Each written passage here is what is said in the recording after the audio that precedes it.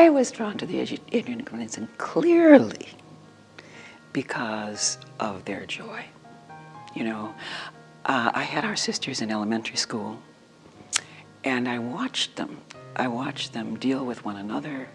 I watched their laughter. I watched their lightness of heart. And then I became acquainted with a number of other congregations as I was looking, you know, to see where God might be calling me. And there were wonderful women in all of them. They were great. But in many of them, there was a kind of the word I might use is a kind of a severity, you know, about their vision of life.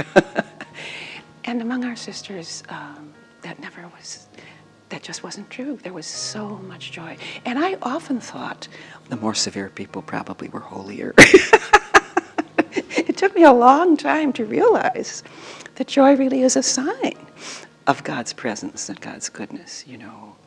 But that there's no doubt but that was what drew me. And I think that every one of us who is called to this life,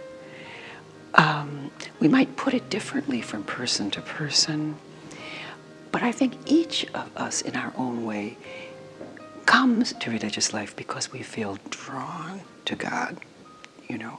Or if we didn't feel drawn to God in the beginning, if we just loved the sisters and wanted to be like them, which is a perfectly legitimate thing, but as we live the life, you know, we feel drawn to God. We would not stay otherwise, you know. So really, the goal of all Christian life, I think, and especially ours, is to come to a mature and confident relationship with God. And as we live and as we pray and as we reflect and as we live and love one another, that develops, you know, hopefully.